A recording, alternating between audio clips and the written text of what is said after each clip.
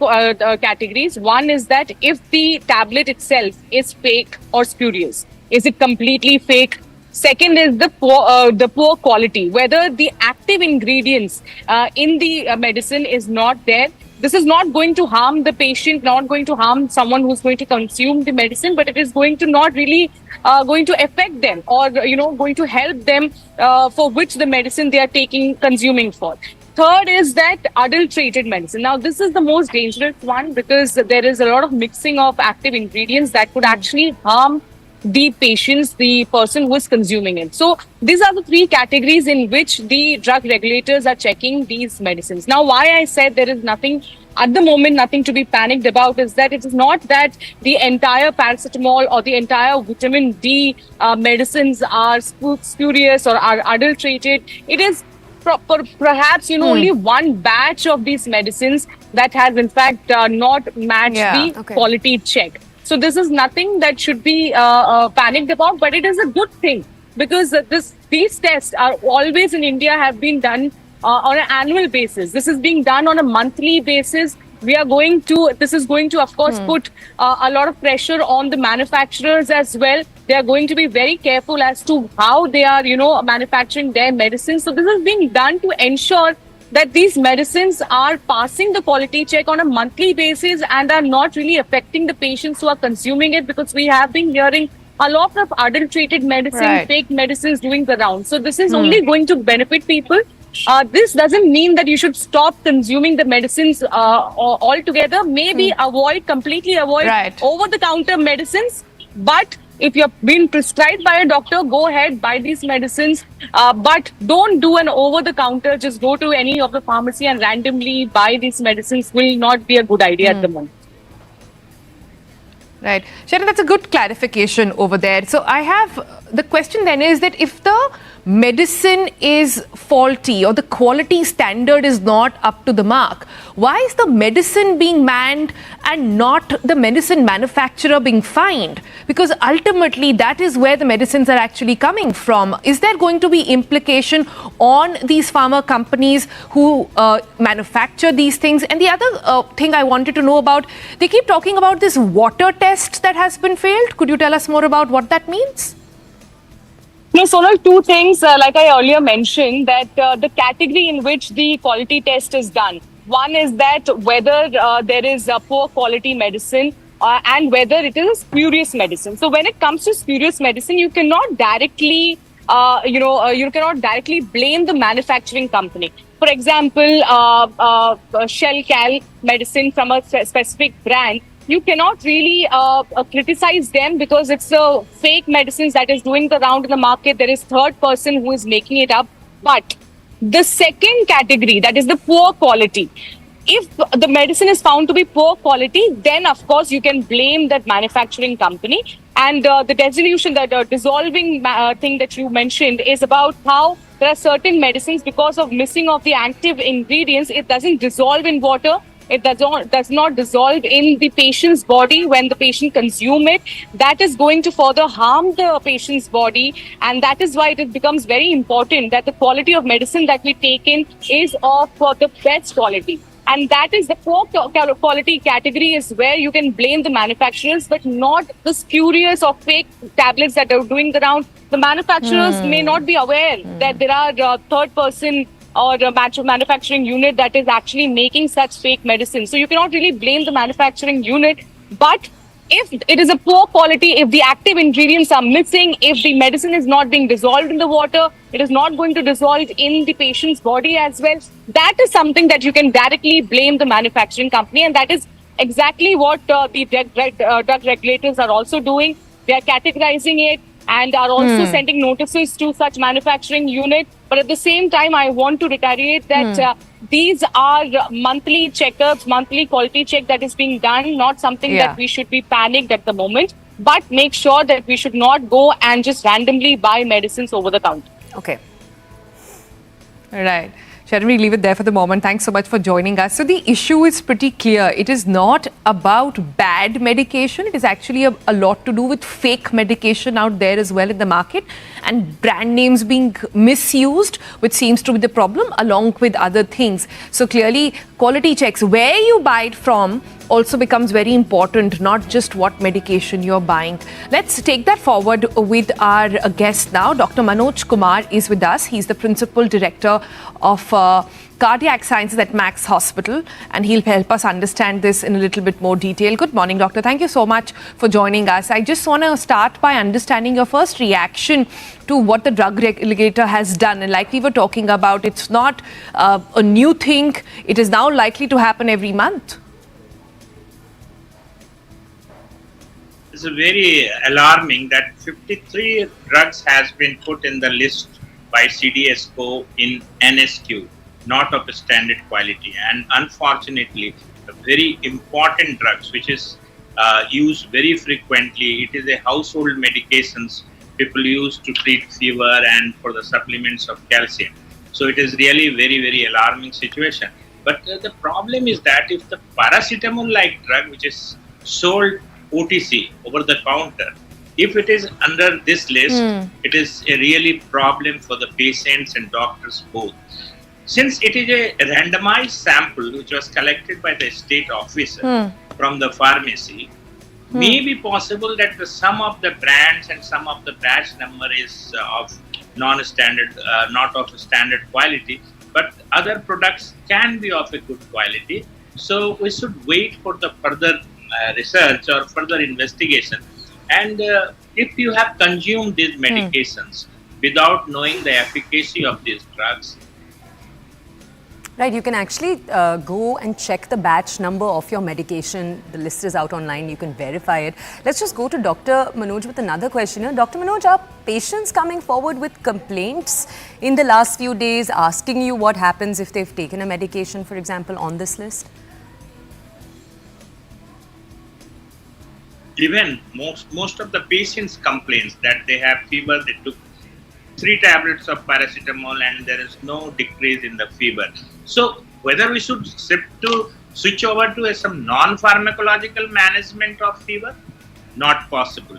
There are something which can be done, like you can put a weight cloth on forehead, we can give a cold sponging, but some antipyretic or fever reducing agent is required. If the people has consumed a low quality of the medications like calcium supplements, like antacids medications, they must have felt that it was ineffective.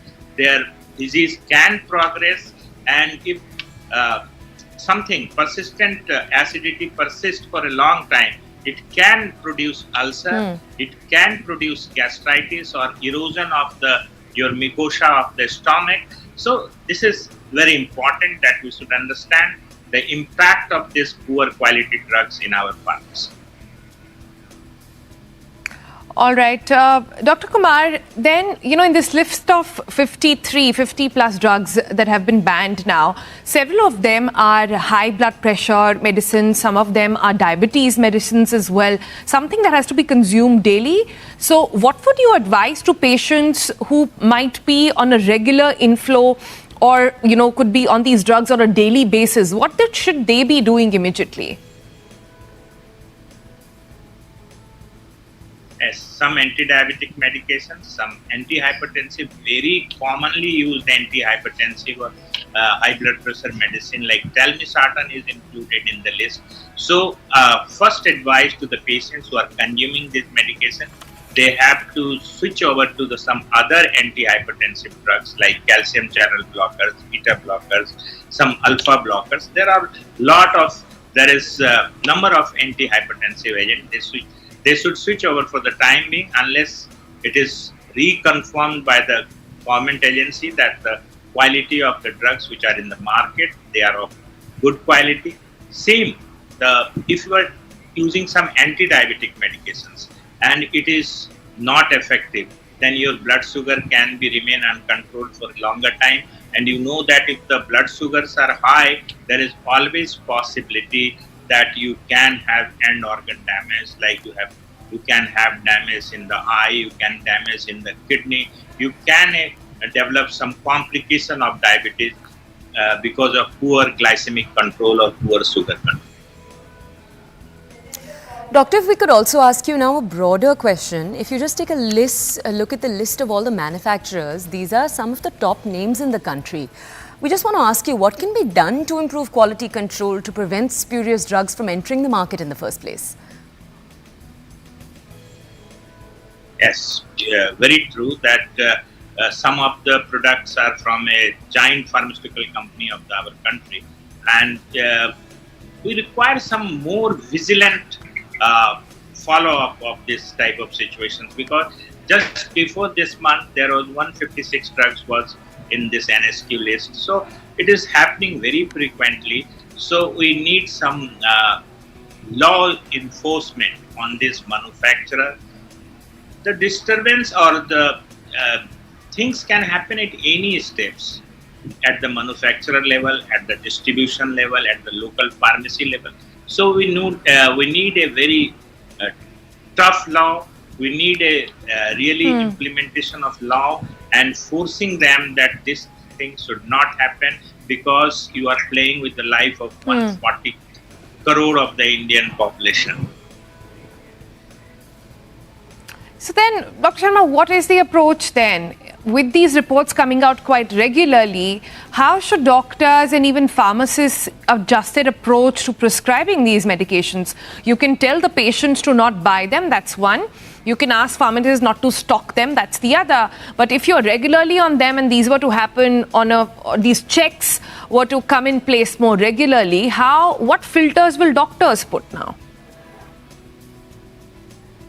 We have stopped these medications which have come in the list, and we have going for some alternatives, like if pantoprazole is not effective or not of standard quality, we are taking this other alternatives for the gastric medicine like omeprazole, ranitidine.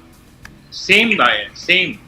Many patients came after this report. Many patients came and they raise a concern that we are on telmisartan, and since many of the salts are not of the standard given on the prescription, standard given on the formulation, because every time you should be very cautious when you are buying tablets from any pharmacy. You see the QR code, because QR code, if you scan, you will get all the information regarding manufacturer, quantity of the drug. So QR code, most of the strips now contains. So we educate the patients that they should look for the QR code. And we are just, for time being, we are not prescribing the medications which are in the list of CDSCO non-standard quality, NSQ, not of standard quality drugs list. Drugs are not being prescribed for last 1 week since the report was published. Okay, Doctor, you've kind of touched on this next question then in this answer, but we do want to ask you, in terms of concrete takeaways for audiences who are watching the show right now, what should our audiences do to ensure that they are receiving safe, effective medication? Patients, they should buy all these medications from a reliable outlet.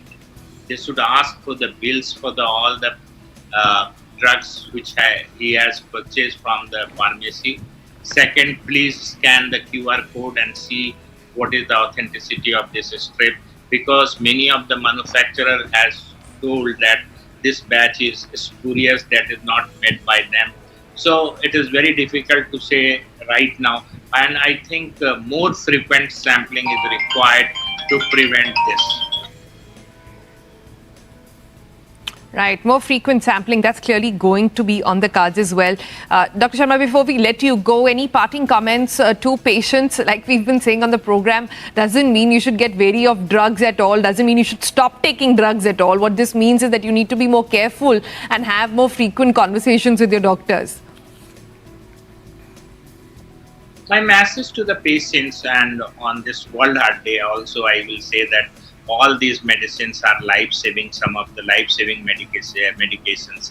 And if you see the list, complete list, there are some life-saving drugs like adrenaline is also in this list. So it is very unfortunate in our country that this is happening.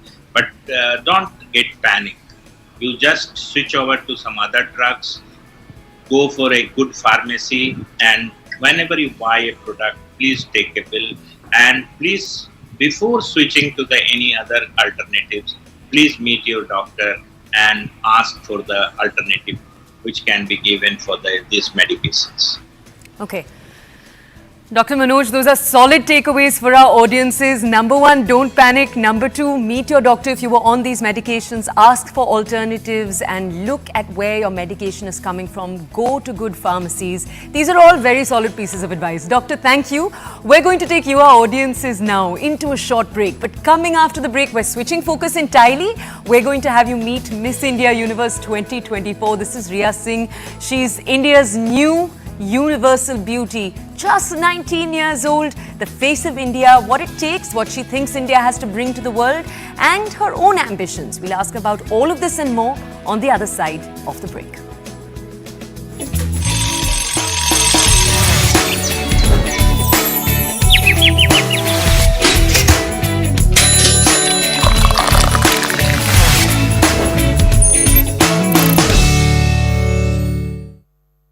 The search for the of Israelis and other citizens. To our enemies, I say, we are strong and determined. To our partners, I would say, our war is your war. And to the people of Lebanon, I say, our war is not with you.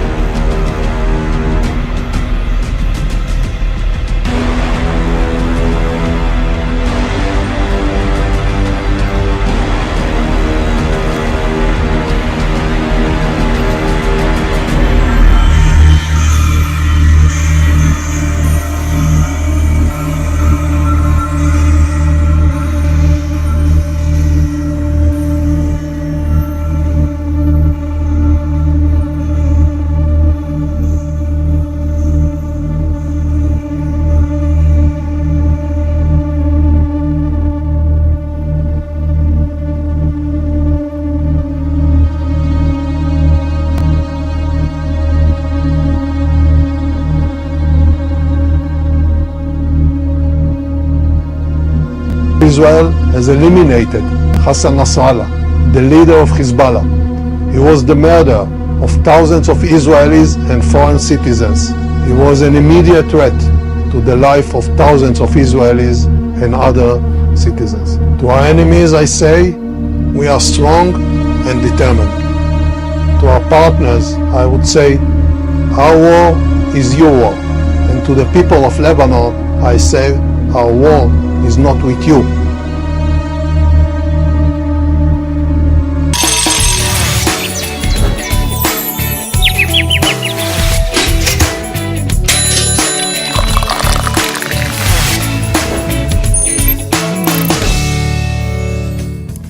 Welcome back to the Breakfast Club. Let's now bring you stories that are playing out not just in India but also across the entire globe. Our first one that has to do with space. SpaceX, as we speak, has launched its mission to bring back 2 astronauts who, as we speak, remember, remain stranded on the International Space Station since June. The Dragon capsule, as we speak, is carrying the NASA astronaut Nick Hague and another cosmonaut, Alexander Gorbanov. It has right now, as we speak, has 2 of its 4 seats empty, and that's because the NASA astronauts Butch Wilmore and Sunita Williams both will hopefully return on it in Feb 2025. Williams and Wilmore became the first crew to fly the Boeing Starliner back in June. Remember, they were meant to return after a brief mission. Technical problems led NASA to keep them on the ISS and bring the Starliner back unmanned, turning what was supposed to be just an 8-day test into an 8-month mission.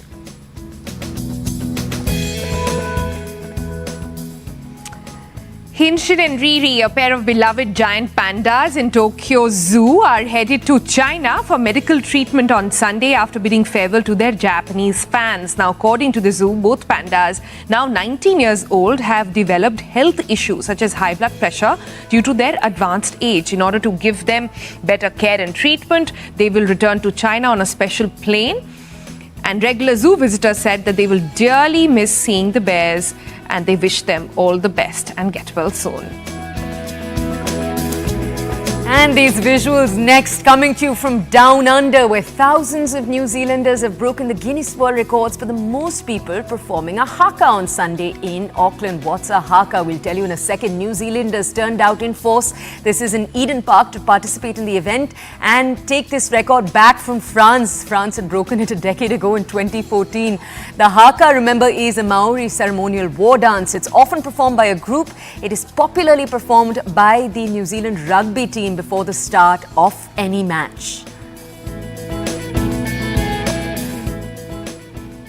From New Zealand to Uruguay now, where the gay community members and supporters took to the streets to celebrate Gay Pride with a much anticipation and a march for diversity on Friday. Thousands gathered, marching, dancing, singing and wielding signs calling for more equal rights for same-sex couples. Uruguay, where homosexuality has been legal since 1934, has emerged as a global leader in the LGBTQI rights within the last decade.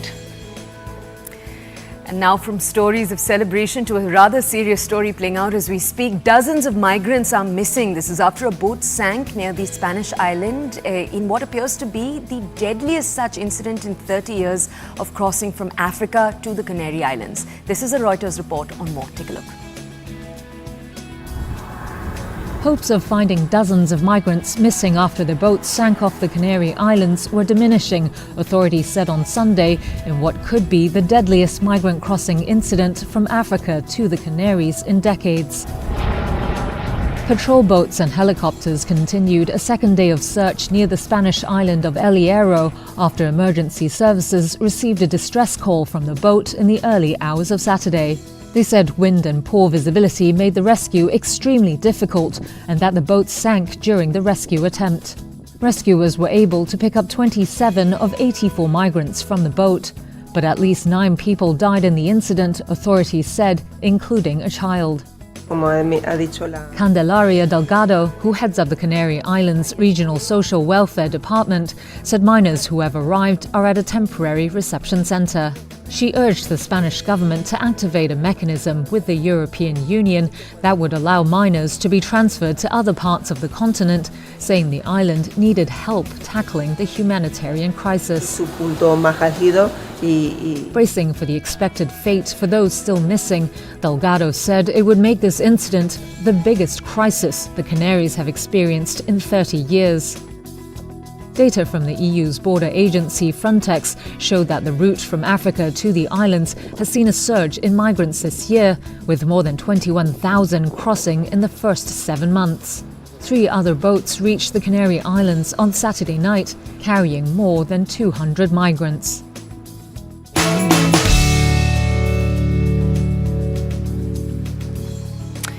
Now, our person of interest today is just 19 and will be representing India on a global stage.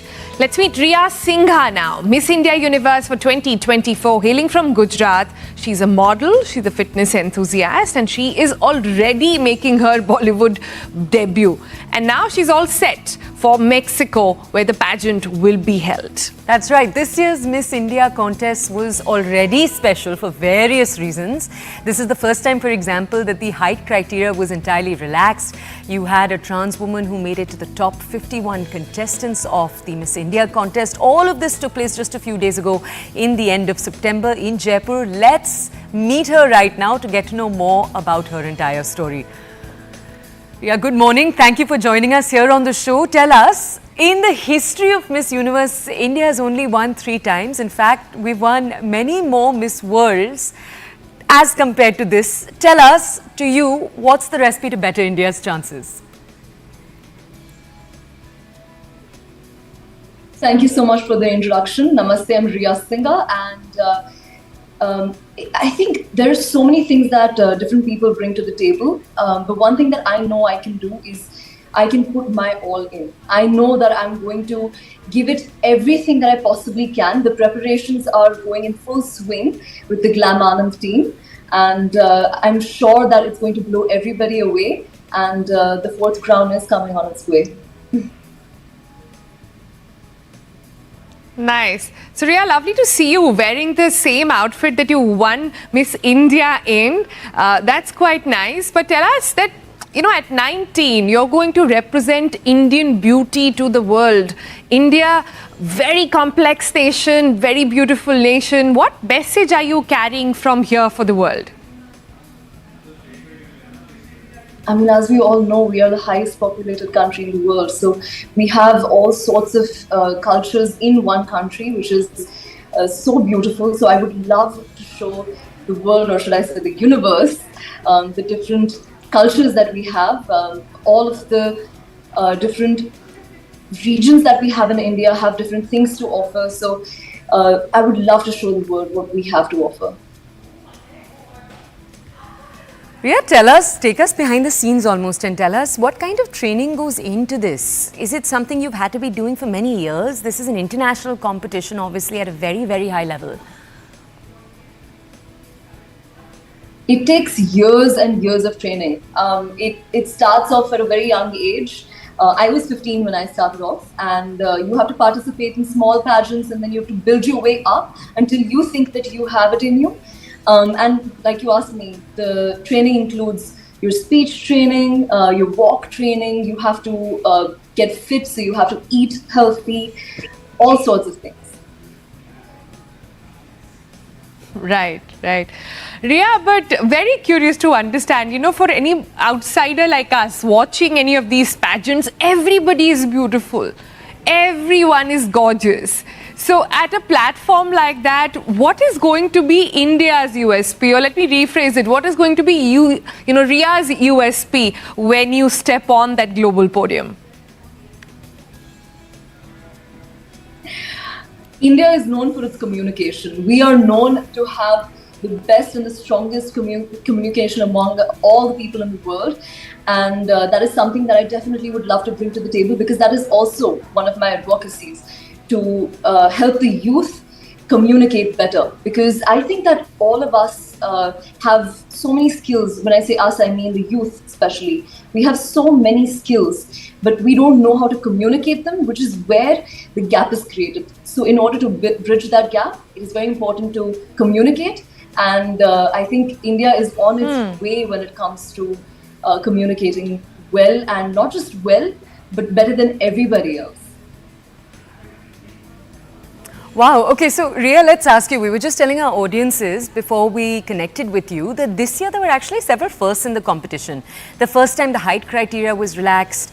This is also the first time you have a trans woman who's made it to the top 51. What are your thoughts about this? Absolutely. And I think it is so wonderful that it's this way, because with us evolving, with us changing, the standard of beauty, the definition of beauty has changed. And it couldn't have been a better thing to happen, because who's to say that somebody is beautiful just because they look a certain way? Who creates those standards? I think someone is only beautiful if they are kind, if they are generous, if they are beautiful from within. So I think it's very important that times have changed, and so the guidelines should also, and so they have. And I think that is the way to do it. Nice. Very pageant-like answer, if I may add to that. But tell us a little bit more about yourself, Rhea. What kind of aspirations do you hold? Everybody who gets into beauty pageants has an eye on Bollywood, but we hear that you are looking at entrepreneurship as well, and you're big on fitness. You guessed it just right. Bollywood is definitely up my alley. And I also want to start my own business. I have so many ideas. I am only 19, so my ideas are all open. But like my parents, both of them are entrepreneurs, so I definitely want to go on the same path as them. Very, very inspired by them. And so is my sister. And when it comes to Bollywood, I've already done my debut. So hopefully by the time it's out, you guys get to watch it. Let's talk about that for a second, Rhea. Tell us, as you just said, you've already made your debut in Bollywood. A dream for people for decades you've already done. Just tell us more about it. What was the debut itself? How did you feel acting? It's called Love Story of 90s. It's directed by Amit Khasra. And I think everybody's going to enjoy it. One of the actually actors in that is Divita Rai. She was one of the previous winners of Miss Universe India. And so for me to have interacted with her was wonderful, because I really got an insight into what it is like at Miss Universe. So I truly, truly enjoyed working with her, and Adrian Suman as well. Nice. So Rhea, since you're wearing that lovely gown, I'm sort of really itching to ask you about Indian fashion, which is standing at such a beautiful time and space. Designers like Gaurav Gupta and so many more getting recognized on an international platform. Now we see Indian fashion designers regularly at the Milan Fashion Week or the Paris Fashion Week as well. Global celebrities wear Indian fashion designers. What's your take on where Indian fashion is going? Isn't it wonderful? I'm so happy that India is taking over fashion, because we have some of the most exquisite fabrics and the most beautiful designers and artists in India.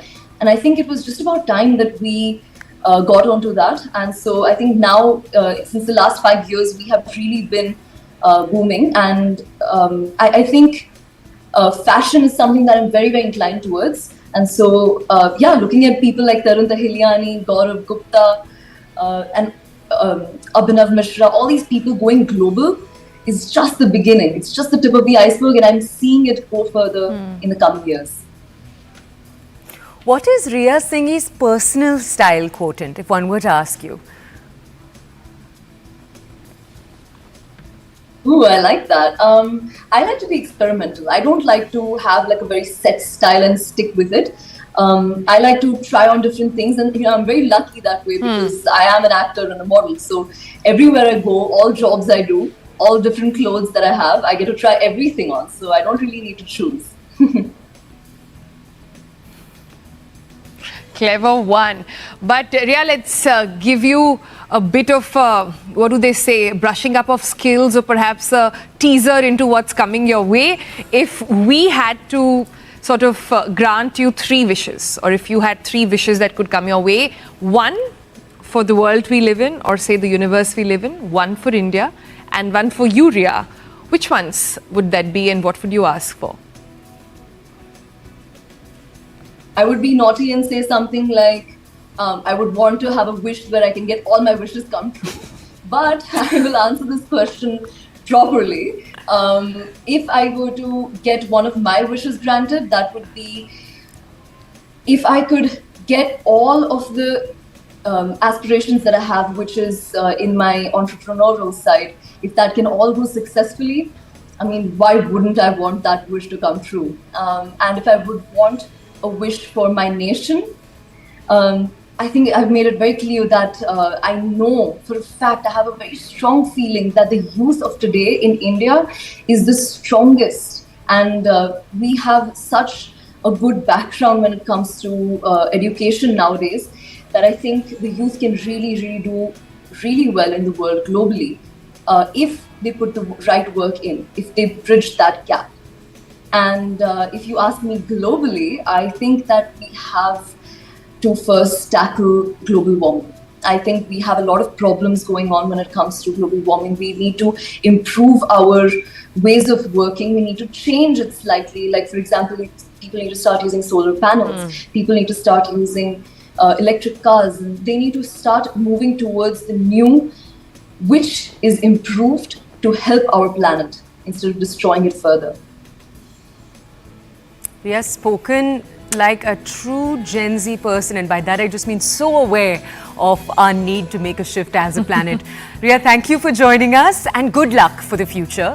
Good luck for the upcoming pageants. We're going to shift focus entirely now. Coming up after a short break, the new Tata car on the road. Prices start at 9.99 lakhs. They feature variants. Obviously, there's going to be performance reviews that we'll be bringing you. Overdrive brings you all that you need to know, the lowdown, the pros, the cons, and of course, the Overdrive verdict. See you in a bit.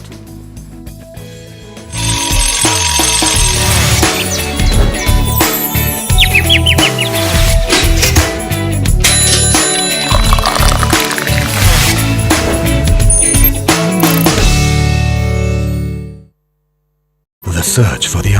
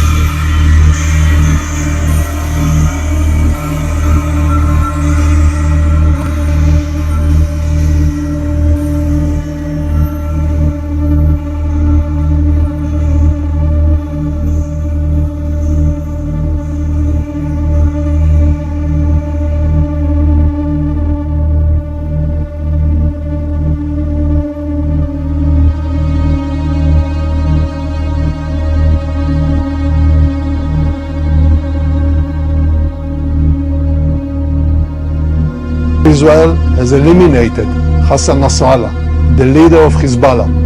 He was the murderer of thousands of Israelis and foreign citizens. He was an immediate threat to the life of thousands of Israelis and other citizens. To our enemies, I say, we are strong and determined.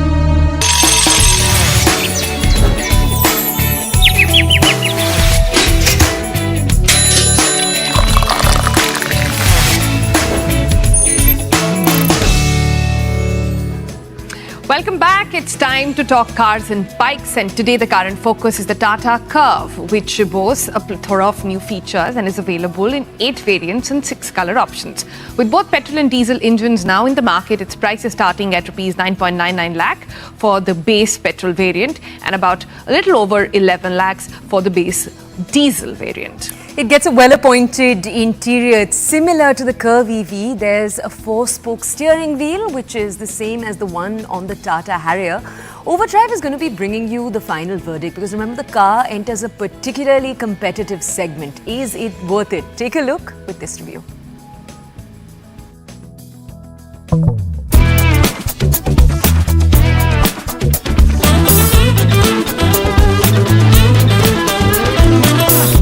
Hi, I'm Kranti Sambhav. You're watching Overdrive, and this is the latest Tata Curvv. I know you've already seen this car. You've seen the launch. You've seen our drive review as well. But that was the Tata Curvv EV version, and you can easily spot 2-3 differences on the exterior. One is obviously the front grille, which is more of a closed-off kind of setup in the EV. But the bumper and the front grille looks different. On the ICE version, you have different-looking alloys as well. But this video is more about the ICE version, which gets new petrol engine, new combo with the diesel engine, and we are going to drive both of them. So basically, Tata Curvv ICE has 3 engine options. One is 1.2 Revtron, then you have a diesel one, and then the new Hyperion one. So before we start talking about the drive and the features of this car, let's talk about the prices and the technical specifications of all these 3 versions. Now, the most subjective part of this review, which is the looks and design of this car. How do I like it? You let us know, how do you like this shape and design of this car in our comment section. But I think all of us would agree that this is that aspect of Curvv which sets it apart. This is the most distinct looking element, radically different as well. What would be Curvv's punchline? Creta is a bestseller, Seltos bestseller's cousin, Grand Vitara best-selling brand's product, Kushaq, non-Korean European product, Taygun, another non-Korean European product in GTFR, Basalt, Citroen's effort to target both Creta and Nexon, or maybe Venue for that matter.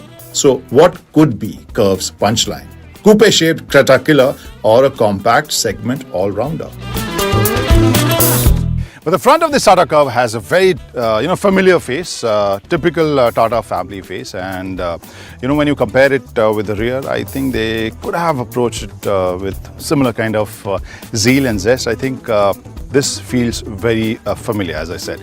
But at the same time, some of the elements make it look really sharp and smart, especially the piano black finish.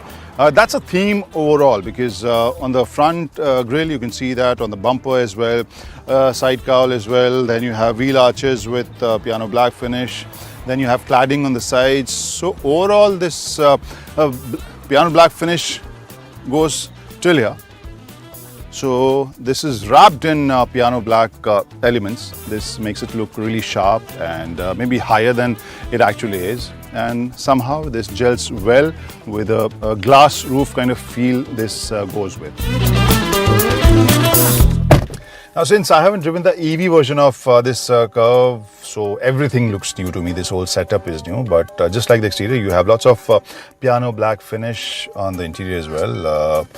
Door panel has this piano black finish. Then you have this steering wheel panel, which basically has Tata Motors logo when you start it. Similarly, this center panel also has lots of piano black. And right now you can't see all the controls because it's not illuminated yet. But I'll just start the car and then let's see how things change. Now the Tata logo has appeared. Now the controls have appeared as well. And I'll just reduce the fan speed so that I'm audible On this steering wheel, which is a 4-spoke steering wheel, right side you have ADAS and cruise control and the rest of the information which you get on this instrumentation, which is kind of small. So the font sizes could have been a bit bigger for all the drivers. Overall, it looks sharp and easily readable, but the font size could have been a bit bigger.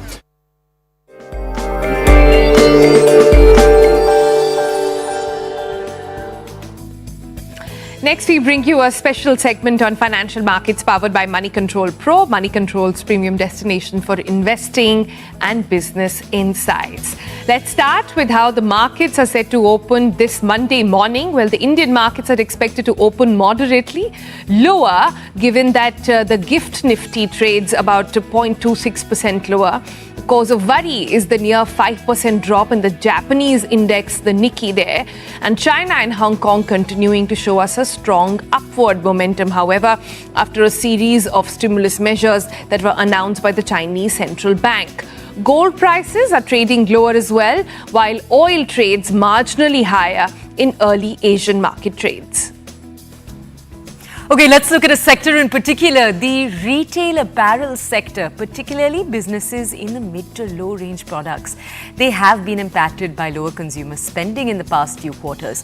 However, underlying demand is likely to pick up. There's a hope that with both wedding and festive season right around the corner, all of those sectors could pick up in the next few months. Therefore, stocks in the retail sector that are attractively valued may attract investor intention over the next few months. You can log into Money Control Pro to find out more about the retail apparel sector and, of course, various other actionable insights on the market. It is the premier destination for all the investing views and financial insights that you'll ever need, brought to you by Money Control.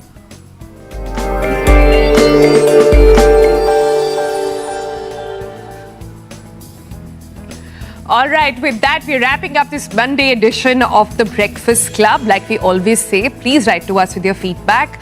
The hashtag, all of those things are going to be flashing on your screen very, very soon. You can also watch us live on CNN News 18, this YouTube channel where we come to you every day. And in case you've missed out on an interview, you can always go in there, search for it, and all of that will appear for your play and pause pleasure.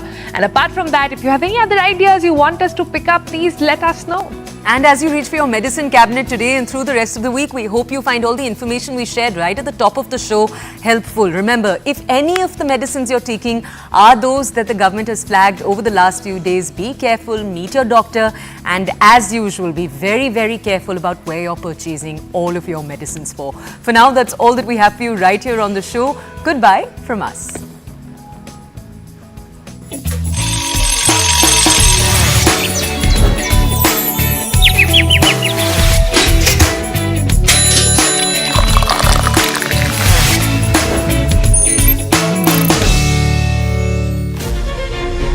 Putting Bharat's interests first, always. Incisive and unbiased news stories every single day. Razor sharp and factual news stories from beginning to end. Your favorite news shows at brand new times.